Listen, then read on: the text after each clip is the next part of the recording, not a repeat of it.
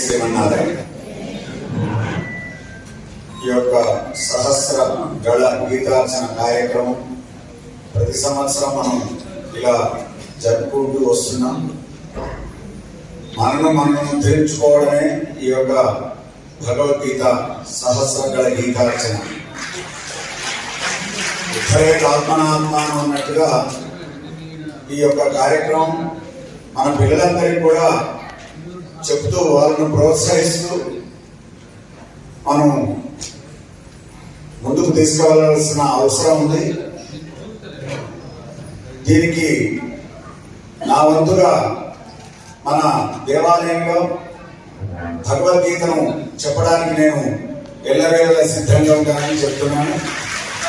వాళ్ళకు సంస్కృత పరిచయం కూడా చేస్తాను. సంస్కృతం ఒక శ్లోకం చదివితే దాన్ని అర్థం చేసుకునే విధంగా కూడా మనం తయారు చేస్తాం. జయ శ్రీమన్నారాయణ. అందరి అదృష్టం. ఇప్పుడు దేవాలయాలు ధార్మిక సంస్థల ఐక్యవేదిక కన్వీనర్ ఈ యొక్క సహస్రకాల గీతార్చన ఇంత సజావుగా సాగడంలో ముఖ్య భూమిక పోషించినటువంటి పెద్దలు గౌరవులు వెంకటేశ్వర దేవస్థానం ప్రధాన అర్చకులు శ్రీమాన్ నల్లా చక్రవర్తుల వేణుగోపాలాచార్య గారిని వారి యొక్క సందేశ వస్తుందని ప్రార్థిస్తున్నారు. మళ్ళా గణేగా మలమైపోతున్నాడు, పెద్దలంతా ఉన్నారు కదా చెప్పాల్సినటువంటి వారు. మళ్ళీ ఎంతసేపు తొడై మైకొని ఇదేం భయం అవసరం లేదు. పెద్దల మంగళాశాసనాలే మనం చేయగలిగాం. నువ్వు ఒకటో రెండో మాటలు అడుగుతాను. నేను పెద్ద సుదీర్ఘంగా ఉపన్యాసం ఏం చెప్పాను. భగవద్గీత మన ఆరాధన గ్రంథమా కాదా? నేను కాదు అంటాను. భగవద్గీత మన ఆరాధన గ్రంథమా? ఇంతమంది ఉన్నారు ఇక్కడ. అవునా చెప్పాలని తెలవట్లేదు, కాదో చెప్పాలని తెలవని పీడ స్థితిలో ఉన్నారు కదా. భగవద్గీత ఆరాధన గ్రంథమా? అవును. అవును అనేవాళ్ళు ఎందుకు అవును చెప్పాలి, కాదు అనేటువంటి వాళ్ళు ఎందుకు కాదో చెప్పాలి.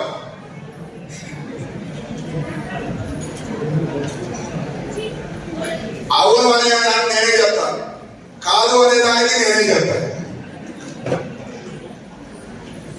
ఆరాధన గ్రంథము ఎందుకు అంటే సాక్షాత్ శ్రీకృష్ణ పరమాత్మే స్వయముగా ఉపదేశం చేశాడు కాబట్టి ఆరాధించుకోవాలని ఇంతకాలము మీరందరూ అనుకుంటున్నారు. నేను కాదు. సరే, ఆరాధన గ్రంథము కాదు అంటే మరి ఏ గ్రంథము? ఆచరణీయ గ్రంథము. ఇంతకాలం మనమంతా ఏం చేస్తున్నాము అంటే భగవద్గీత శ్రీకృష్ణ పరమాత్మ బోధించాడు కాబట్టి అదేదో శ్రీకృష్ణుడి విగ్రహం పెట్టి ధూపము దీపము నైవేద్యము పండు నైవేద్యం పెట్టి ఆ పండు పలహారం మనం తినేసి మన ఇంట్లో మనం కూర్చుంటున్నాం. ఇప్పటిదాకా ఇక చాలు మనం ఆరాధించుకున్న పూజలు. ఏం చేయాలి మనం అంటే? ఆచరించాలంటే చదివితే సరిపోతుందా? అర్థం చేసుకోవాలి. దాంట్లో ఉండేటువంటి ఒక విషయము తెలుసుకోవడానికి ప్రయత్నం చేయాలి. ఆ చేసిన ప్రయత్నంలో దాంట్లో ఏమి ముఖ్యమైన విషయము చెప్పాడో ఆ విషయాన్ని ఆచరించాలి.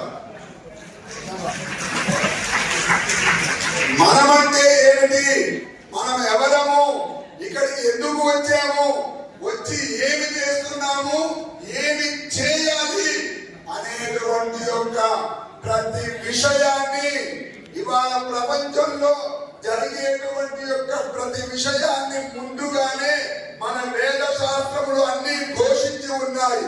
అవి సంస్కృతంలో ఉన్నాయి అని చెప్పి ఇప్పటి వరకు వాటిని ముట్టుకోకుండా మన ఏదో లోకంలో జరిగేవి అని చూస్తూ ఉన్నాం.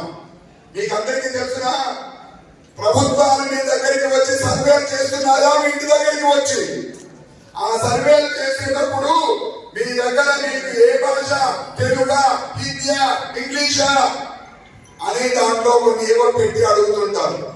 ఇప్పటి నుంచి మీ ఇళ్లకు సర్వే చేయడానికి వచ్చినటువంటి వాళ్ళు మీరు తెలుగు ఇంగ్లీషా హిందీ అని రాసేటప్పుడు నోన్ సబ్జెక్ట్స్ అని రాస్తాడు. మీకు తెలిసిన లాంగ్వేజ్ ఏంటి అని ఉంటుంది అక్కడ. దాంట్లో సంస్కృతాన్ని కూడా చేర్చండి. అది తెలియక నేను సంస్కృతం చదివే వాళ్ళు ఎవరు లేరు అని ప్రభుత్వాలు మనకు ఉన్నటువంటి యూనివర్సిటీలలో కానీ కాలేజీలో కానీ సబ్జెక్ట్ తీసేస్తున్నారు.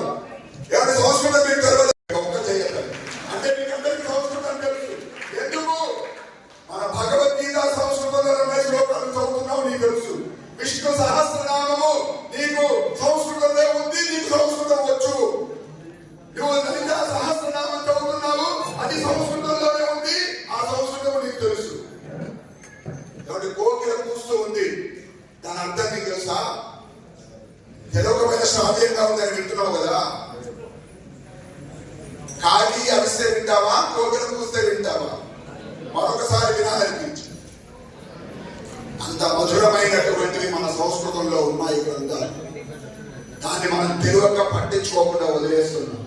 అందుకని మీకు ఎవరికైనా సంస్కృతం తెలుసా? పిల్లలని సరే సంస్కృతం మీకు వచ్చా ఏటువంటి దాంట్లో మీకు ఆ సబ్జెక్ట్, ఎందుకంటే శ్లోకాలు మీరు చదువుతున్నారు కాబట్టి మీకు తెలుసు సంస్కృతం. ఇవి మనం గమనించుకోక ఇంతకాలము మన గ్రంథాలు ఏవైతే భాషల్లో ఉన్నాయో వాటిని నిర్వీర్యం చేసుకుంటూ వచ్చాం. కనుక ఇప్పటికైనా మనం కళ్ళు తెరవాలి. ఇవాళ మిమ్మల్ని ఎవరైనా ఒక తిట్టు తింటే ఊరుకుంటారంటే ఎవరైనా ఎవరి చెప్తున్నా కదా, మనం ఏమనాలో చెప్తే కూడా అర్థం కావట్లేదు. మిమ్మల్ని ఎవరైనా తిడితే ఊరుకుంటారా?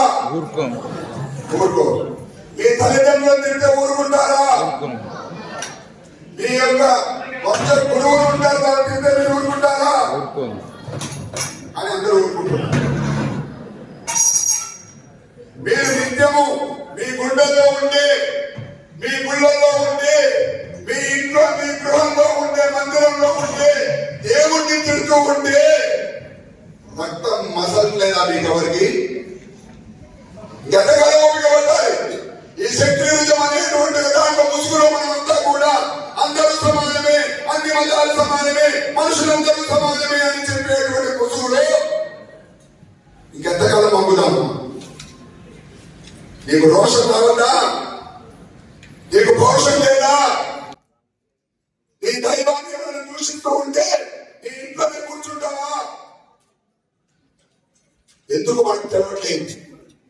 ఒక్కడు వస్తే నీ మీద ఏదో ముద్ర వేస్తారు. 10 మంది వస్తే ఒక 10 మంది పోలీసులు వచ్చి నీకు అడ్డంగా నిలబడతారు. ఒక 100 మంది వస్తే ఓ 20 మంది వస్తారు. ఇవాళ మారాడి చేస్తుంటే మా రవి గారు కట్టించినటువంటి ఈ మహాన్ మొత్తం నిండింది. అదే నీ రామునో, నీ కృష్ణునో, నీ వెంకటేశ్వర స్వామినో, నువ్వు ఆరాధించే దేవి దేవతలను ఎవరిని కించపరుస్తూ మారితే ఇలా బయటకు వస్తున్నామా మనము? ఏంటి కారణం? ఎందుకు ఇంకా తప్పుగా ఉన్నామా? ఏం ప్రాణం పోతుందన్నా? బతికినంత కాలం చాలా ఇంకా 100 సంవత్సరాలు బతికి ఏమి సాధించాం? ప్రతి ఒక్కరు కూడా మీరు ఒకసారి ప్రశ్న వేసుకోండి.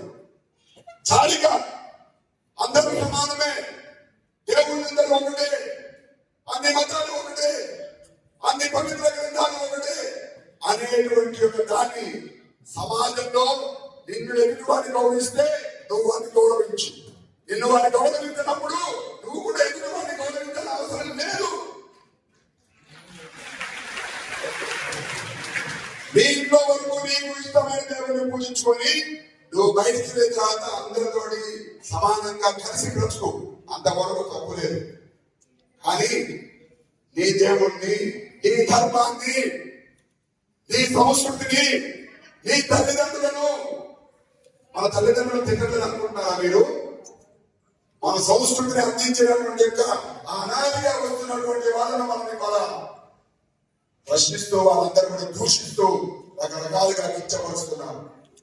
దయచేసి ఇంకా నా ఇంట్లో నేను కూర్చుంటా అంటే ఇప్పుడు ఇట్లా వచ్చినట్టు ఒకసారి పిలుపునిస్తే ఐక్యవేద రమ్మంది పిలిస్తే పాడాలని కాదు, రోడ్డు మీద అందంగా నిలబడడానికి కూడా వేల మంది మనకు కావాలి. అప్పుడు మనం భగవద్గీతను ఆచరించినట్టు. ఈ మాట గుర్తించాడు. ధర్మానికి వచ్చినప్పుడు నేను వస్తాను, దాన్ని శిక్షిస్తాను. మాకేంటంటే శ్రీకృష్ణుడే వస్తాడు, ఆయనే వాళ్ళని దండిస్తాడు, వాడి పాపాన్ని వాడి పోతాడు, దేవుడు వాడిని శిక్షిస్తాడు. ఈ మాటలు కట్టి పెట్టండి, పక్కన పెట్టండి. భగవంతుడు వాడిని శిక్షించడానికి నా రూపంలో వస్తున్నాడు అని చెప్పేసి ప్రతి ఒక్కరూ అదంతో కదలవలసినటువంటి యొక్క అవసరం ఇప్పుడు మనకు ఏర్పడుతోంది. దయచేసి నేను చెప్పే మాటలను ఇప్పుడు ఒక మాట చెప్తాను మీకు. నేను పెద్దలు ఉన్నారు, నేను మాట్లాడడం భాగ్యం కాదు, కానీ నాలో లోపల చాలా బాధ ఉంది, ఆవేదన ఉంది. మీకు అందరికీ మన భాద్రపద మాసంలో వినాయక చవితి ఉత్సవాలు నిర్వహించారా? గతంలో ఊరికొకరు ఉండేది విగ్రహం, ఇప్పుడు ఎన్ని విగ్రహాలు పెడుతున్నారు? 8, 4, 5, 10. అవునా కదా? అసలు వినాయక చవితి పందిట్టు వేసి ఉత్సవాలు చేయాలని మొదలుపెట్టిన వాళ్ళు ఎవరు? బాలగంగాధర గారు మొదలుపెట్టారు. ఏమైనా ఇంట్లో పూజ చేసుకునేవాడు కదా? వినాయకుడు ఇంట్లో పూజ చేసుకోవచ్చు కదా? ఎందుకు వీధిలో వినాయకుడు విగ్రహాలు పెట్టాలని పిలుపునిచ్చాడు?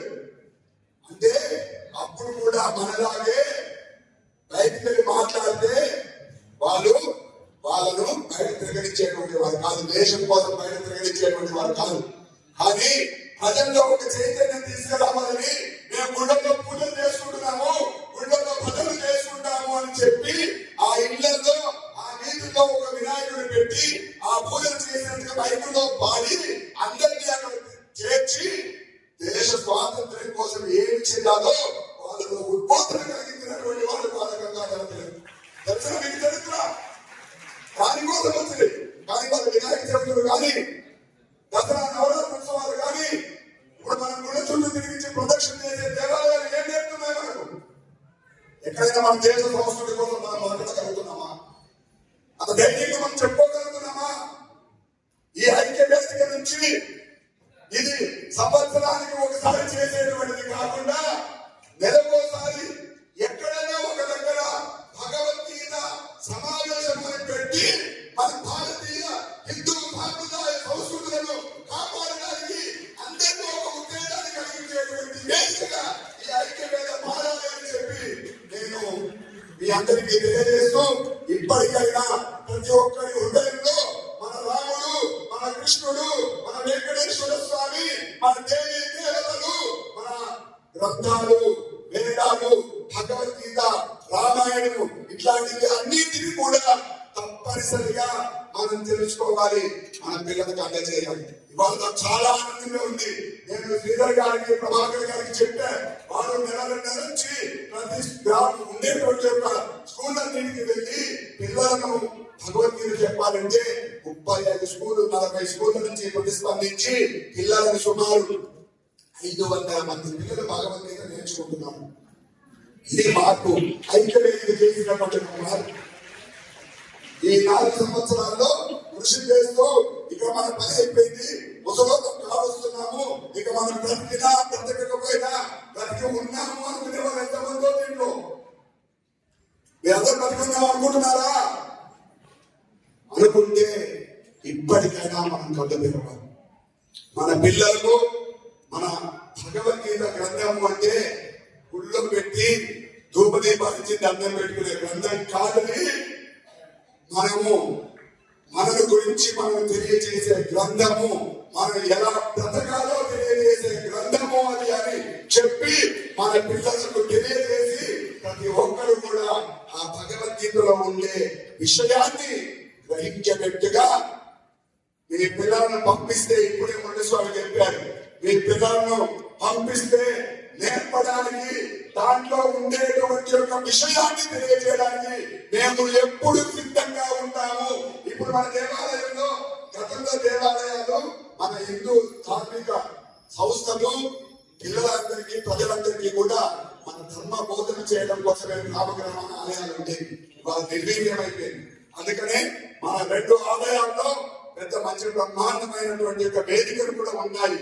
ఎప్పుడు చెబితే అప్పుడు మీ అందరికీ పిల్లలకి కూడా అవసరమైతే మీకు కూడా భగవద్గీత విషయాలను చెప్పడానికి వారానికి ఒక రోజు, ఒక గంట, నెలకు ఒక రోజు తప్పకుండా అందరం కూడా ఒక దగ్గరికి చేరి ఒక అధ్యాయంలో, ఒక శ్లోకంలో, ఇందాక పెద్దలు మనం చెప్పారు సరస్వతి స్వామి వారు 40 శ్లోకాలు, ఏది కూడా దాంట్లో భగవద్గీతలో 800 శ్లోకాలు ఏది మాకు విడుదల, కానీ ఆది నృత్యాలు లాంటి యొక్క శ్లోకాలు అలాంటి వారి చేత, వారి పెద్దల చేత, వారి నోటి నుంచి మనకు చెప్తూ ఉంటే మనం వింటూ మనం ఒకసారి దాన్ని చదవడం అనేటువంటిది మనందరి పూర్వజన్మ అదృష్టం. ఇవాళ ఈ కార్యక్రమం ఇంత వైభవంగా జరగడానికి కృషి చేసినటువంటి యొక్క సహస్రకళ గీతార్చన కార్యక్రమంలో ప్రత్యక్షంగా, పరోక్షంగా, దీంట్లో ప్రత్యక్షంగా అంటే వచ్చి ముందుండి పనిచేసేటువంటి వారు, పరోక్షంగా వారు రాలేకపోయినా ఆ కార్యక్రమాలకు సహకరించినటువంటి వారు ఎంతో మంది దీంట్లో ఉన్నారు. మన భానుగుడి అంటే మన సూర్యాపేట భక్తికి చేసేటువంటి కార్యక్రమాల్లో ఎప్పుడు మీరంతా ముందు ఉంటారు అంటే ఏమాత్రం సందేహం లేదు. ఈ సందర్భంగా నాకు ఇచ్చినటువంటి ఈ అవకాశంలో నేను ఏదైనా పొరపాటుగా మాట్లాడితే అది కేవలం నా ఆవేదన అనుకోండి, నా మనసులో ఉండే బాధ అనుకోండి తప్ప ఎవరిని దీంట్లో కించపరచాలనేటువంటి ఉద్దేశం నాకు లేదు. దయచేసి ఇప్పటికైనా ఇక్కడ ఈ రోజు పారాయణం అయిపోయింది, పెద్దలు వచ్చాడు, వారు ఏదో మాటలు చెప్పాడు, ఏదో చదివాము, ఇంటికి వెళ్ళాము, అయిపోయింది. రోజు ఈ సంవత్సరం భగవద్గీత పాలన అయిపోయింది అని ఎవరు అనుకోవద్దు. రేపటి నుంచి ప్రతిరోజు ఈ మాట మనలో ఒక చైతన్యం తీసుకురావాలి, ఆలోచనలు కలిగించి చేయాలి తప్పనిసరిగా ఒకరికి తెలియజేస్తూ నాకు అవకాశం ఇచ్చినటువంటి పెద్దలకు ధన్యవాదాలు తెలియజేస్తున్నాను. జై శ్రీమన్నారాయణ.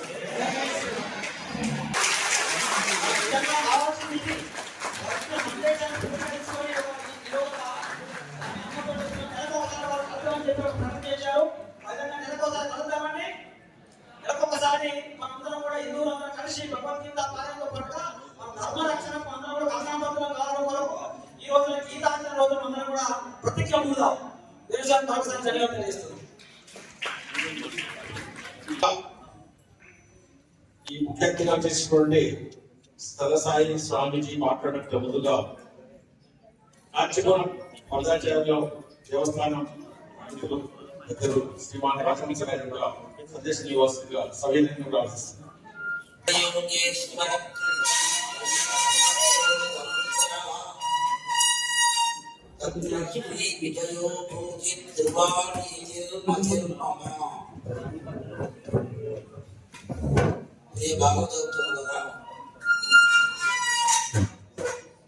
వేదికలో ఉన్న వేవేదాంత ప్రవర్తకాచార్యులైన శ్రీవేశ్వర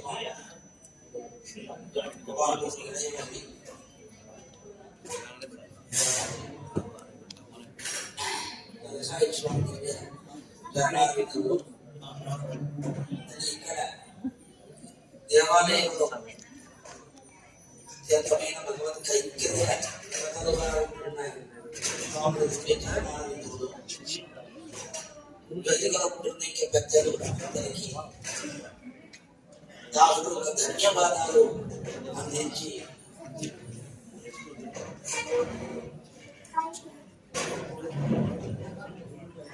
ఒక కుక్క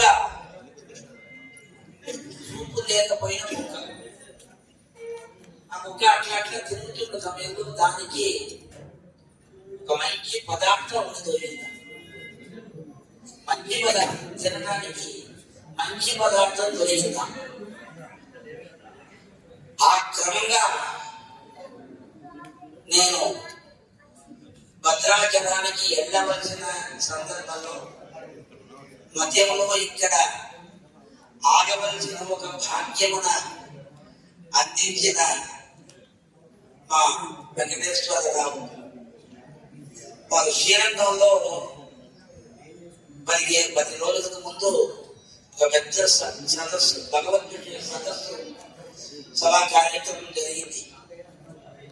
అక్కడ వెళ్ళిన సమయంలో వాళ్ళు చెప్పారు, ఇట్లా మీరు భద్రాచలం పెడుతున్న సమయంలో మా సూర్యాపేట రండి అన్నారు. అది చాలా సంవత్సరంగా నన్ను పిలుస్తున్నారు. అయినా అప్పుడన్నీ రాగలేకపోయినా ఈ దాసుడికి ఈ రోజు రావటానికి ఉంటున్న కారణం ఏదైనా ఈ భగవద్ విషయం అనినది, ఈ భగవద్గీత అనిన ఇది నన్ను ఈ సందర్భంలో ఇక్కడ చేరవలసిన క్రమంగా చేసినదు. ఇదివరకు చెప్పారు చూడండి, అంతటికి కారణం ఆ కృష్ణ పరమాత్మ. ఎవరినో మేము పుస్తకాలు వేయాలని అనుకున్నాము, నేరుగా సిద్ధామన్నారు అన్నారు. ఆ విధంగా పరమాత్మ యొక్క దివ్య అనుగ్రహమే ఇక్కడ మీ అందు చేర్పించింది అని చెప్పవలసినదే. ఇది వరకు మన స్వామివారు వేణుగోపాల స్వామివారు ఆశ్చర్యంగా చెప్పారు. వారు ఏదో చాలా ఉద్వేగంగా మాట్లాడారు అనేది లేదు, ఉన్నది సత్యమైన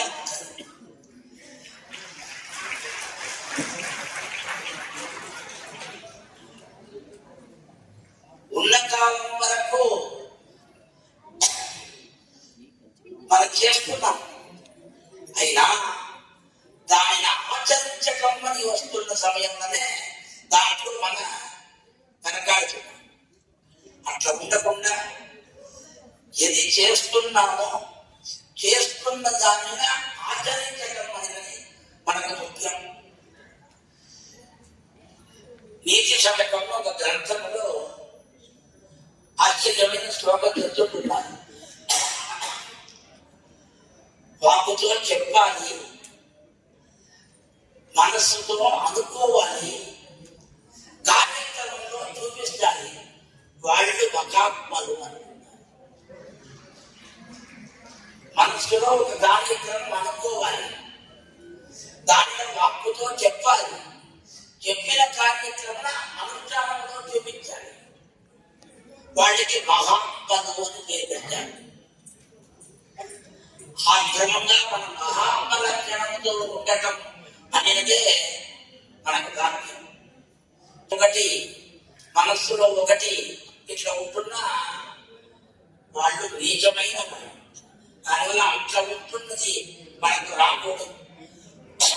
ఏ ఒక గ్రంథం సేవిస్తామో ఆ సేవిస్తున్న గ్రంథంలో ఉన్న దానిని మనం అనుష్ఠించాలి. ఈ అనుష్ఠించటానికి వచ్చినది అవతారం. రామావతారం, కృష్ణావతారం, ఇదంతటి ఎందుకు వేరే కారణానికి లేదు. వాళ్ళు అనుష్ఠానం చేసి మనకు ఆదర్శించి ఇట్లా నడవాలి, ఇట్లా నడవాలి, ఇట్లా నడవాలి అనే ఒక దివ్యానుగ్రహం వల్ల ఏర్పడినది ఒక ఆశ్చర్యమైన అవతారం. దాంట్లో కృష్ణావతారం అనేది అత్యంతమైన గొప్పది. ఆ కృష్ణావతారంలో అతను ఎన్ని పుట్టినప్పుడు నుంచి ఆఖరి వరకు వారు చేసేది అన్ని మహాత్మ. శివైష్ణవ సాంప్రదాయంలో కురేషులు అని ఒక పెద్ద అవగాచార్యులు చెప్తుంటున్నారు. ఇంగితం నిమిషిత కామకం రమ్యం అత్యద్భుతం అతి ప్రియం. విషపరమాత్మ చేసే ఒక్కొక్క కార్యక్రమం చూడండి. ఒక పుత్ర సంహారం, శరణాపురం, ఒక నిమిషంలో 7 రోజులు కొండగా ఎత్తిపెట్టుకున్నాడు. రమ్యం అత్యద్భుతం. ఏదైనా అవుతుందా? అంత చిన్న వయసులో అంత పెద్ద కొండను తెచ్చుకోవడానికి ఆ పిల్లవాడికి సాగుతుందా? సాధ్యాయన పరమాత్మ అవతారం వల్ల శక్తి ఏర్పడటానికి శక్తి ఏర్పడింది. ఆ క్రమంగా ఆ భగవంతుడు మనందరూ ప్రవేశించి మనందరికీ ఇది ఉంటున్న ఒక దివ్యమైన గోష్ఠిన కనపడటం అనేది పెద్ద భాగ్యం. ఇది ఉంటున్న ఈ గోష్ఠి వర్ధత అభివర్ధత అనే క్రమంగా ఇప్పుడు ఇంకన్నా ఇది సాగులు పెద్ద ఒక క్రమంలో పట్టాలి. అట్లా ఒక భాగ్యం ఈ గోష్ఠికి ఏర్పడాలి అని చెప్పుకుంది. ఏదో ఒక అదృష్టవశాత్తు ఈ రోజు ఈ గోష్ఠిలో పాల్గొనడానికి భాగ్యం కలిగించిన మహనీయులు అందరికీ నా యొక్క ధన్యవాదాలు అందిస్తాను. జై శ్రీమన్నారాయణ.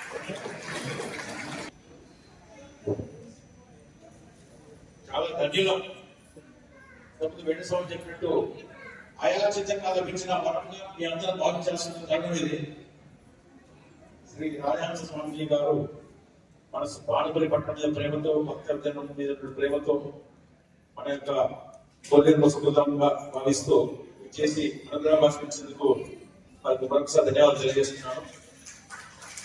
కార్యక్రమం చివరి దశకు వచ్చేసినందున 2-3 ముఖ్యమైన సూచనలు ఉన్నాయి.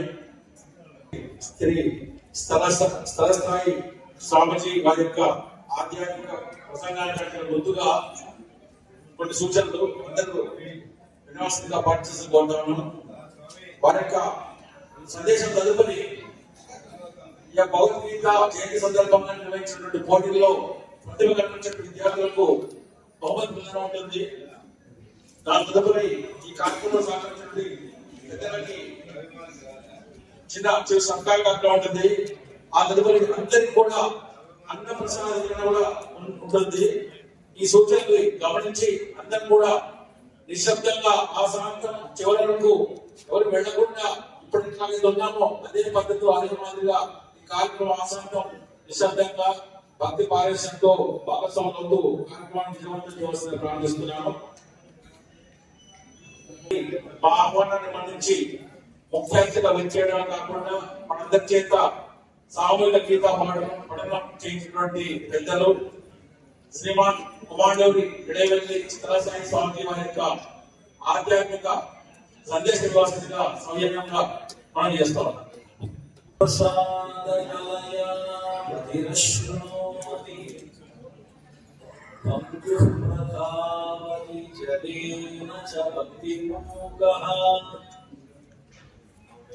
అంతఃప్రపశ్యతి సుతం లభతే చ వంద్యాత్ దేవమేవ వరం అహమాశ్రయోస్మి. శ్రీజానకీ ముఖాంభోజ వికాసగ్రామ భాస్కరం వందే భద్రాద్రిశిఖరే భాంతవంతస్తమోహరం.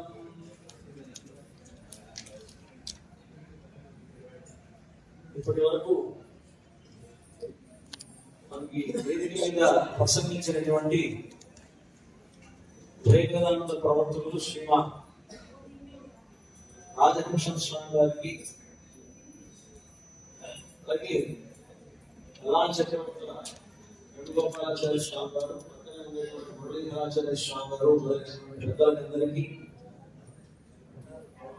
ప్రణామాలు చేస్తూ ఈ కార్యక్రమాలు నిర్వహిస్తున్నటువంటి పెద్దలు, దేవాలయాలు, ధార్మిక సంస్థల యొక్క ఐక్య వేదిక ద్వారా ఈ కార్యక్రమాలను నిర్వహిస్తున్నటువంటి వారందరికీ కూడా నమస్కారాలు తెలియపరుస్తూ, వేదిక ముందు ఉన్నటువంటి మీరందరూ ఇప్పటి వరకు మనంతా కలిసి సహస్రగల గీతార్చనను చేశాము. గీతా జయంతిని పురస్కరించుకొని ఏర్పాటు చేసినటువంటి కార్యక్రమంలో గీతా జయంతి 1వ తారీఖున జరిగింది. మార్గశిర శుద్ధ ఏకాదశి నాడు గీతా జయంతి. దాన్ని పురస్కరించుకొని ఈనాడు కొన్ని ప్రధానమైనటువంటి శ్లోకాలు భగవద్గీతలో చాలా ఆణిముత్యాల లాంటి శ్లోకాలు. ఏ శ్లోకాన్ని విడిచిపెట్టడానికి వీల్లేదు. ఎవరో శ్లోకాలు మనం పారాయణ చేశాం కానీ ఆ శ్లోకాలలో ఉండేటువంటి అర్థాన్ని తెలుసుకొని మన జీవితంలో ఆ శ్లోకాలలో ఉండేటువంటి అర్థాలను అనుసరించడానికి తగినటువంటి శ్లోకాలు. మనందరికీ దేవుడికి ఏం చేస్తే బాగుంటుంది అని ఒక సందేహం వచ్చింది అనుకోండి. అబ్బో పెద్ద గొప్పవాడు కదా దేవుడు, సర్వ సృష్టికర్త అయినటువంటి దైవం, ఆయన పూజించాలి అని అంటే మనం ఏం చేయాలి? ఆయనకు పెద్ద గుడి కట్టాలి, లేకపోతే కిరీటాలు తయారు చేయించాలి, బంగారం పలకీలు తయారు చేయించాలి, ఇన్ని రకాలుగా ఆలోచనలు మనకి రావచ్చు. మన దగ్గర డబ్బు ఉండి చేసేటువంటి స్తోమత ఉంటే అవన్నీ చేయడం మంచిది. కానీ ఎవరో డబ్బు ఉన్నటువంటి వాళ్ళు బంగారు పలకీలు, బంగారు కిరీటాలు తయారు చేయించారు కదా, మనకి చేత కాదే, మనకంత డబ్బు లేదే, మన దగ్గర అటువంటి స్తోమత లేదే అని బాధపడేటువంటి వాళ్ళు బాధపడక్కర్లా. దైవానికి ఆ బంగారు కిరీటాలు ఇస్తేనే ఆయన సంతోషపడడు, బంగారపు పల్లకి తయారు చేస్తేనే సంతోషపడ్డాడు ఆయన. మీ అందరికీ తెలుసు వెంకటేశ్వర స్వామి ఎంత పరమ సౌలభ్యమూర్తో మనందరికీ తెలుసు కదా. ఆ వెంకటేశ్వర స్వామి వారికి ఒకప్పుడు తొండమాన్ చక్రవర్తి అని ఆయన బంగారు పూలతోటి పూజ చేసేవాడు, మహాభక్తుడు.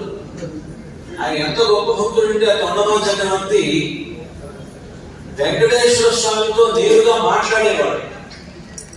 మనం తిరుపతికి వెళితే మాట్లాడగలం ఆ దేవుడితో, వెంకటేశ్వర స్వామితో నిల్చోగలం.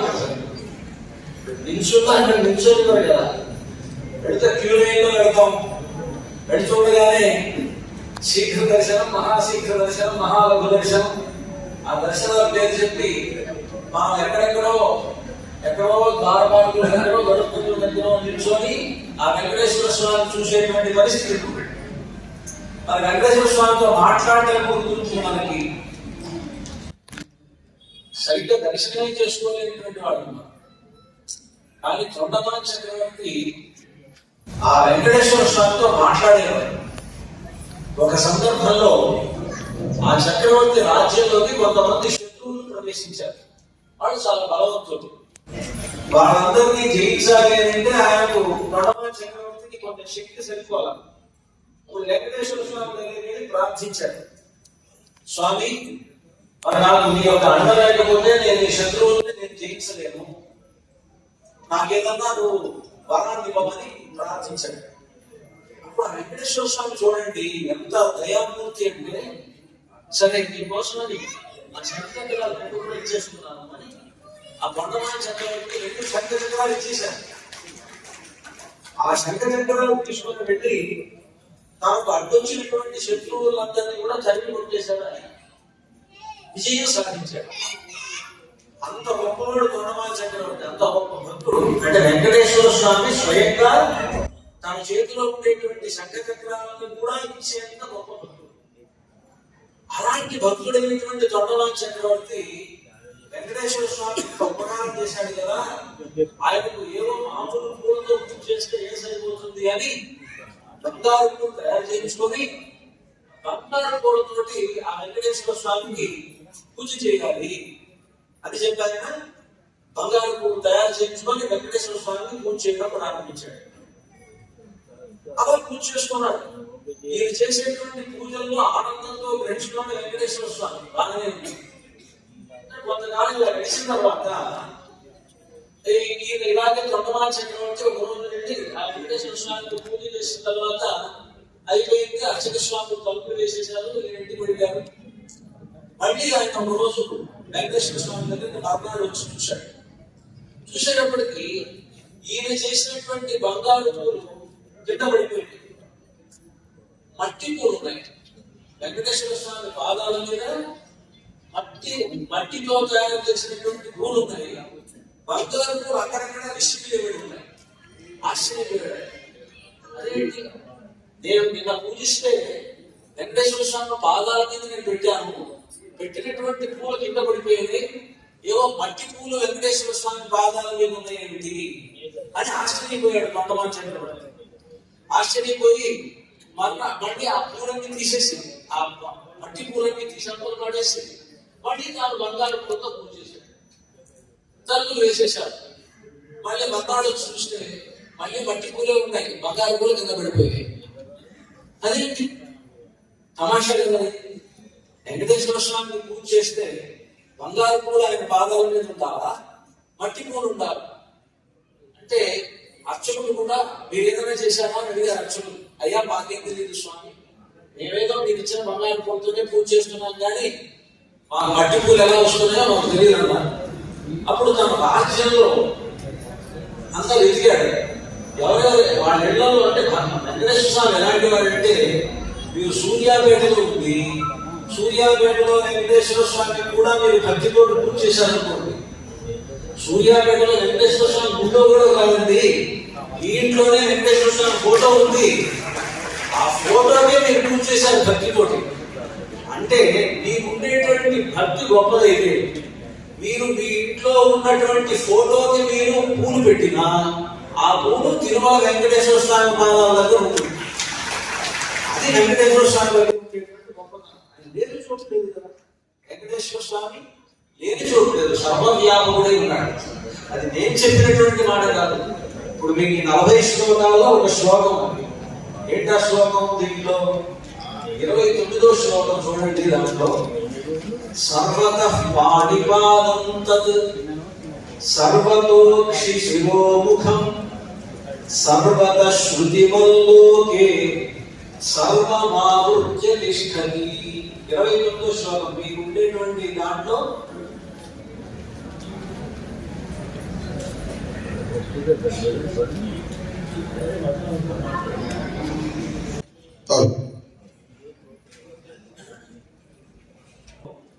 ఉన్నటువంటి భావం ఏమిటంటే, వెంకటేశ్వర స్వామి ఎలా ఉంటాడు అంటే చెప్తున్నారు, సర్వతః పాణిపాదం తత్.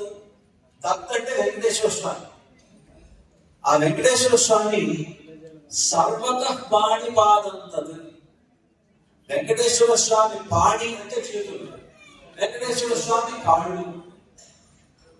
వెంకటేశ్వర స్వామి చేతులు కానివ్వండి, కాళ్ళు కానివ్వండి, అంత సర్వంగా అన్ని చోట్ల ఉన్నాయి. అంటే అన్ని చేతులు ఆయనవే, అన్ని కాళ్ళు ఆయనవే. ఇప్పుడు మనమంతా ఉన్నాం కదా ఇక్కడ, మీ చేతులు కాళ్ళు కూడా వెంకటేశ్వర స్వామి. అంతే తప్ప మీది కాదు. మీ చేతులు మీవి కావు, మీ కాళ్ళు మీది కావు. ఎవరిదంటే వెంకటేశ్వర స్వామి. అంటే సర్వతః పాణిపాదం తత్ సర్వతోక్షి శిరోముఖం. అంతేకాదు, మీరు కళ్ళతో చూస్తున్నారని మీరు అనుకుంటున్నారేమో, ఆ కళ్ళు వెంకటేశ్వర స్వామి. అలాగే మీ తలతోటి నా తలకాయ ఊపుతున్నాను, నా తల నేను ఊపుతున్నాను మీరు అనుకుంటున్నారేమో, మీ శిరస్సులన్నీ కూడా వెంకటేశ్వర స్వామి. సర్వతోక్షి శిరోముఖం అంతా ఆయనవే. అలా ఉండేటువంటి ఆయన సర్వత శృతిమల్లోనే. నేను ఆ చెవులతో నేను వింటున్నానని మీరు అనుకుంటున్నారు, కానీ మీ చెవులు తీరు కావు. ఎవరిని? వెంకటేశ్వర స్వామి. అంటే మీ చెవులు వెంకటేశ్వర స్వామి. అలా ఉంటే సర్వ ఆవృత్య తిష్టతి. అంటే వెంకటేశ్వర స్వామి ఎలా ఉంటాడు? సమస్తమునందు వ్యాపించి ఉన్నాడు. సర్వ ఆవృత్య తిష్టతి. మొత్తం ఒక తిరుమలలో మాత్రమే వెంకటేశ్వర స్వామి కాదు, సూర్యాపేటలో కనిపించేటువంటి వాళ్ళందరూ వెంకటేశ్వర స్వామి. అటువంటిప్పుడు వీటిలో మీరు ఫోటో పెట్టుకొని పూలతో పూజిస్తే మీరు పూజించవలసింది భక్తితోటి. ఎట్లాగా? దానికి కూడా ఒక శ్లోకం పెట్టారు. ఏమిటా శ్లోకం? పత్రం పుష్పం ఫలంతోయం యో మే భక్త్యా ప్రయచ్చతి తదహం భక్త్యుపహృతం అశ్నామి ప్రియతాత్మనః. ఈ దీంట్లోనే 22వ శ్లోకం. ఆ 22వ శ్లోకంలో చెప్పిన పత్రం, భగవంతుడికి భక్తితోటి ఒక పత్రం తులసి దళాన్ని పెట్టండి, తీసుకుంటాడు. పుష్పం మీరు పూలు పెట్టండి, తీసుకుంటాడు. ఫలం ఏదో ఒక పండు మీకు దొరికినటువంటి పండు ఇవ్వండి, తీసుకుంటాడు. దానికి ఏదగాలు ఇంత నీళ్లు పోయండి, తీసుకుంటాడు. ఎట్లా తీసుకుంటాడు? ఎప్పుడు? భక్త్యా ప్రయచ్చతి. భక్తితో ఇస్తే దేన్నైనా నేను స్వీకరిస్తానని కృష్ణుడు స్వయంగా చెప్పాడు కనుక ఆనాడు మరి ఆ కొండమాన్ చక్రవర్తి భక్తితోనే బంగారు పూలతో పూజ చేశాడు. ఎవరికి? ఆ కొండమాన్ చక్రవర్తి ఎక్కడ ఉన్నాడు అంటే కాళహస్తి దగ్గర తొండమానుపురం అని తొండమూరు ఊరు. అక్కడ ఆయనకి ఒక పెద్ద కోట అవన్నీ ఉన్నాయి. ఆ కొండమాన్ చక్రవర్తి అక్కడ ఉండేవాడు. కాళహస్తికి దగ్గరలో ఉండేటువంటి తొండమూరులో ఉండేవాడు ఆయన.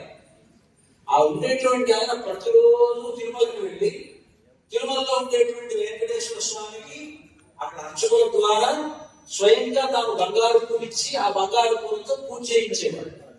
భక్తితోనే, ఆయన కూడా భక్తితోనే చేసేవాడు. కానీ అంత భక్తితో చేసిన తొండమాన్ చక్రవర్తి బంగారు పూలు మాత్రం కింద ఉండి ఎవరో చేసినటువంటి మట్టి పూలు ఆ వెంకటేశ్వర స్వామి పాదాల దగ్గర ఉన్నాయి. ఆశ్చర్యపోయాడు ఆయన. అందుకనే మీరు భక్తితో చేసిన సూర్యాపేటలో చేసిన అది ఆ వెంకటేశ్వర స్వామి పాదాల దగ్గరే ఉంటుంది, సందేహం లేదు. ఇప్పుడు తొండమాన్ చక్రవర్తికి సందేహం వచ్చింది.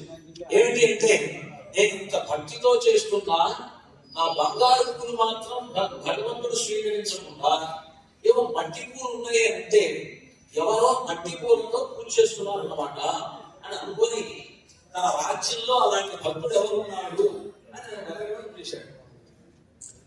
వెతికితే ఆయనకి అక్కడ ఒక ఆయన కనిపించాడు. ఆయన పేరు గుమ్మని వాడు. కుండలు, తర్వాత మట్టి ముంతలు అవన్నీ తయారు చేసుకుంటేవాడు, అమ్ముకుంటూ ఉండేవాడు. మట్టి బొమ్మలు ఇవన్నీ కూడా అమ్ముకుంటూ ఉండేవాడు. ఆయన పేరు ఏంటంటే పూర్వరత్తి నంబి అని పేరు. పూర్వరత్తి నంబి అనేటువంటి ఆయన తన ఇంట్లో ఆ వెంకటేశ్వర స్వామి తనకి తిరుమలకి వెళ్ళి వెంకటేశ్వర స్వామిని ఆ 7 కొండలకి దర్శనం చేసుకునేటువంటి శక్తి లేదు ఆయనకి. తన ఇంట్లో ఒక వెంకటేశ్వర స్వామి బొమ్మని, మట్టి బొమ్మను తయారు చేసుకున్నాడు. ఆ వెంకటేశ్వర స్వామికి మట్టి పూలతో పూజిస్తున్నాడు. భక్తితో పూజిస్తుంటే ఆయన ఇంట్లో ఆయన చేసినటువంటి మట్టి వెంకటేశ్వర స్వామికి తను చేసినటువంటి మట్టి పూలతో తను పూజిస్తుంటే ఈ మట్టి బొమ్మకు ఆయన చేసినటువంటి ఆ మట్టి పూలు సాక్షాత్తు తిరుమల కొండ మీద ఉండేటువంటి వెంకటేశ్వర స్వామి పాదాల మీద చేశారు. నేరుగా అక్కడ ఎదురుగా కనిపించేటువంటి వెంకటేశ్వర స్వామి దగ్గర నిల్చొని బంగారు పూలతో పూజ చేసినటువంటి తొండమాన్ చక్రవర్తి బంగారు పూలు అక్కడ లేవు. ఎక్కడో తన ఇంట్లో గుమ్మరైన ఆయన చేసినటువంటి గురువర్చని పూజ చేస్తే అది ఆయన పాదాల దగ్గర చేయాలి.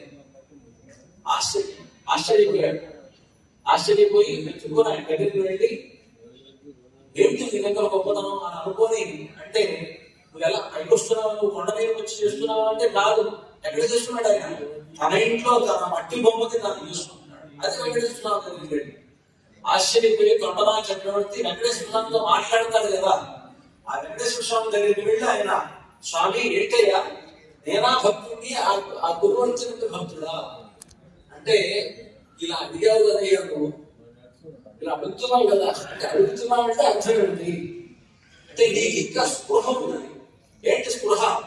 నేను బంగారు పూలతో పూజిస్తున్నాను అని అనుకుంటున్నావు. నాకు బంగారం అయితే ఏంటి, మట్టి అయితే ఏంటి, భగవంతుడికి ఏదైతే ఏంటి అని బంగారమే కావాలా? సమస్తము నీకు ఉన్నటువంటి భగవంతుడికి నీకు బంగారం గొప్ప, ఆయనకి బంగారం గొప్ప ఏంటి, మట్టి కూడా గొప్పే. కనుక ఆయనకి నువ్వు ఏమనుకుంటున్నావు? బంగారం గొప్పది, మట్టి తక్కువది అనుకుంటున్నావు. నేను బంగారం పూలతో పూజిస్తున్నాను, ఆస్ట్రాల్ పూర్వజనంని మట్టి పూలతో పూజిస్తున్నాడు. అది నీకు స్పృహ ఉన్నది. స్పృహ అంటే గుర్తింపు. నేను దేవుడితో మాట్లాడతాను, వెంకటేశ్వర స్వామితో నేను మాట్లాడతాను, నేను బంగారు పూలతో పూజిస్తాను. నా భక్తికి సంతోషించి వెంకటేశ్వర స్వామి నాకు శంఖచక్రాలు కూడా ఇచ్చాడు అని నీకు అహంకారం ఉందయ్యా. ఆ అహంకారం కనిపిస్తోంది, కానీ అదేమీ లేదు. దాసులాగా ఉన్నటువంటి వాడు గురువుని నమ్మి ఆయనలో భక్తి మాత్రమే ఉన్నది.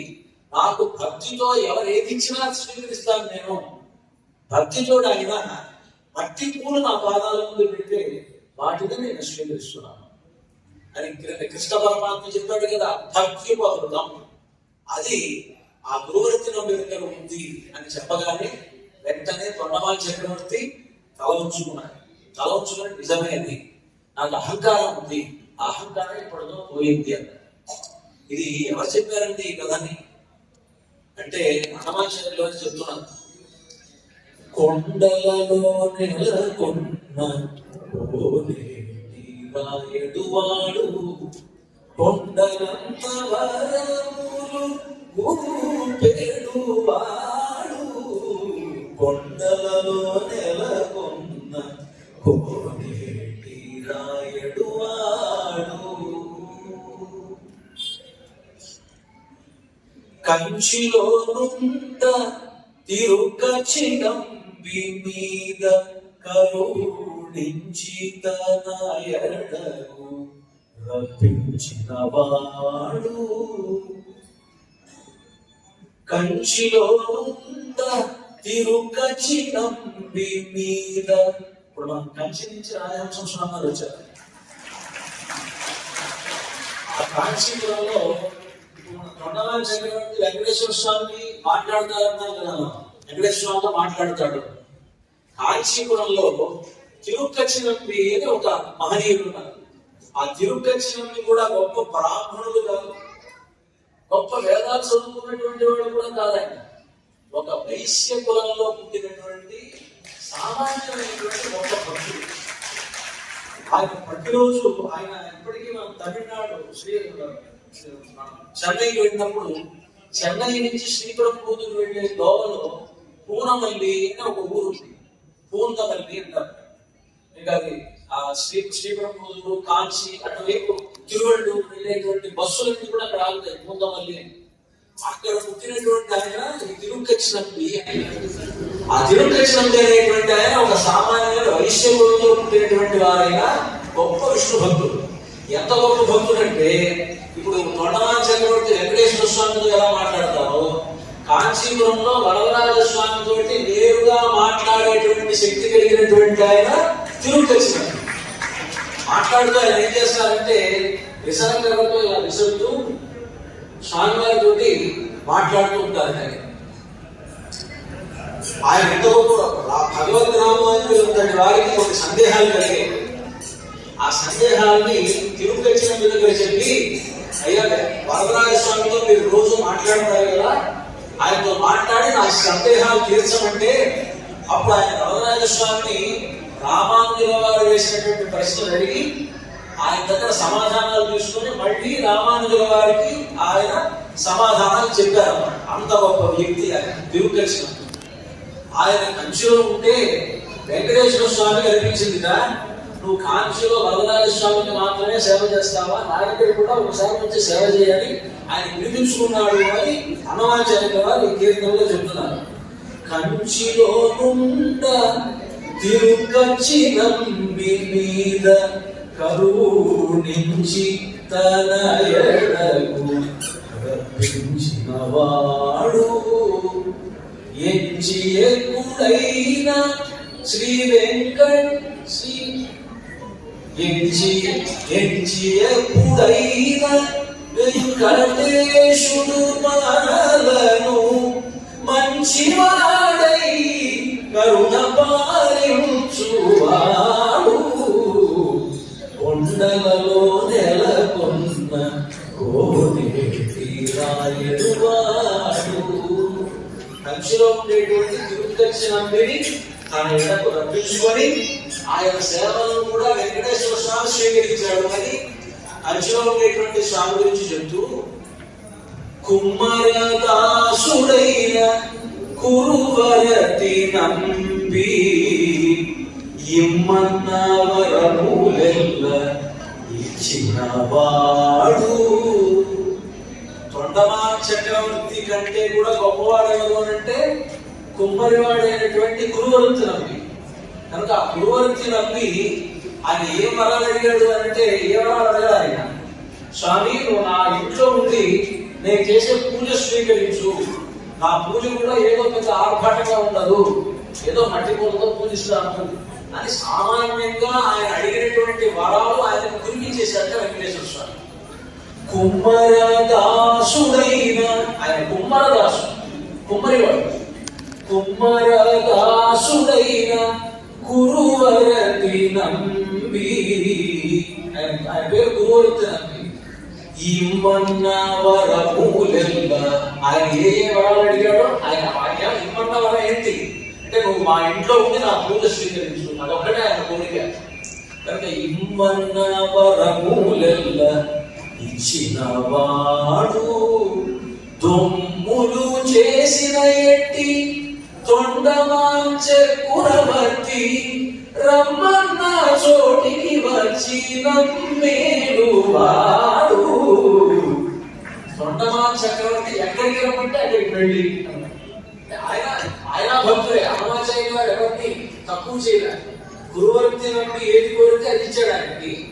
తొండమాన్ చక్రవర్తి, అయ్యా నాకు శత్రువులో భయం ఉంది, నన్ను నువ్వు రక్షించు అంటే ఆయన రమ్మన్న చోటికి వచ్చి, ఆయన ఎక్కడికి రమ్మన్నాడో అక్కడికి వెళ్ళి ఆయనకి విజయాన్ని ప్రసాదించాడు వెంకటేశ్వర స్వామి.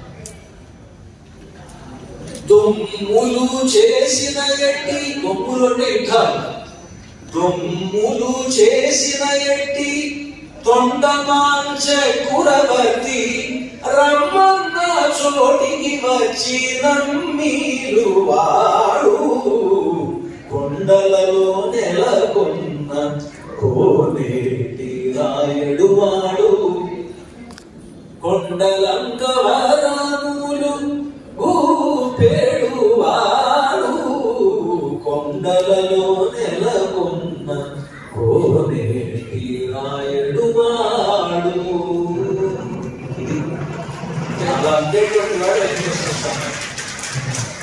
అటువంటి గొప్ప స్వామి అయినటువంటి ఆయనకు కావలసింది ఏమిటి అని అంటే, వెంకటేశ్వర స్వామికి కావలసింది భక్తి కావాలి.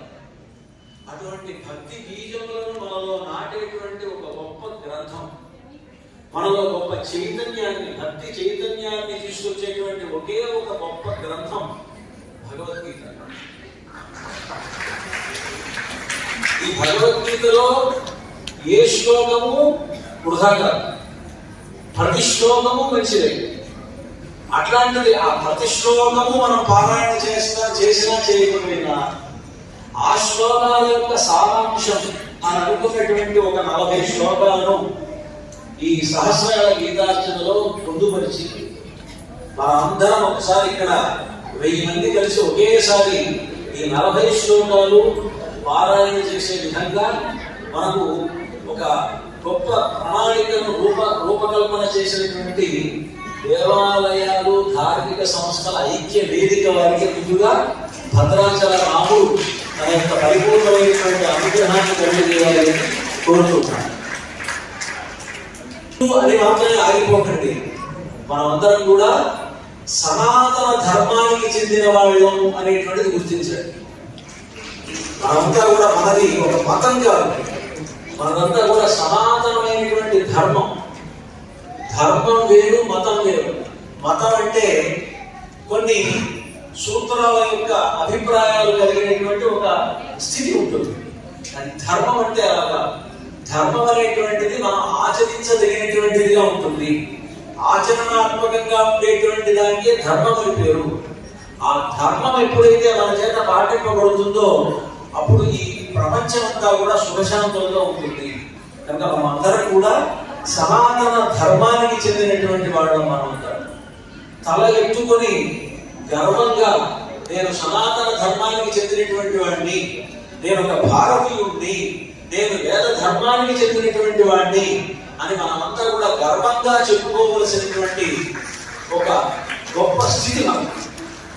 అటువంటి మనం భగవద్గీతను అధ్యయనం చేయడం అంటే కేవలం పారాయణ చేయడం మాత్రమే కాదు. దాంట్లో ఏమున్నదో ఆ ఉన్నటువంటి దాన్ని అవగాహన చేసుకొని భగవద్గీతలో ఏదేమి దాంట్లో చెప్పినటువంటి దానిని మన జీవితంలో మన ఆచరణాత్మకంగా కనుక మనం నడిపించినట్లయితే మనమంతా కూడా సుఖిస్తాం. మనమే కాదు, మనం ఒక్కళ్ళం ఆ విధంగా ఉంటే మనల్ని చూసి ప్రపంచం కూడా మారుతుంది.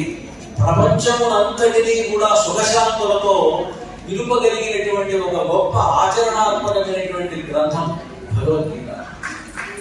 కనుక అలాంటి ఈ యొక్క అధ్యయనానికి పునాదులు వేస్తూ మీ అందరిలోనూ ధార్మికమైనటువంటి బీజములను నెలకొల్పాలి అనేటువంటి ఒక గొప్ప సంకల్పంతో ఆవిర్భవించి గత సుమారుగా 5 సంవత్సరాలుగా ఇక్కడ ప్రతి సంవత్సరం గీతా జయంతి చేస్తూ పెద్దల్ని రప్పిస్తూ వారి ద్వారా మీ అందరి చేత మంచి మాటలు మీకు చెప్పిస్తూ ఈ కార్యక్రమాన్ని నడిపిస్తూ ఉన్నటువంటి దేవాలయాలను ధార్మిక సంస్థల యొక్క ఐక్య వేదిక వారికి ముఖ్యంగా సీతారామచంద్ర స్వామి గొప్ప అనుగ్రహాన్ని కలుగజేయాలని ప్రార్థిస్తూ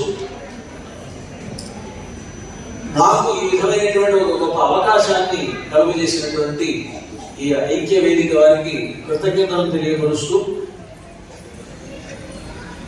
నా ప్రసంగాన్ని ముగిస్తూ ఉన్నాను. జై శ్రీమన్నారాయణ.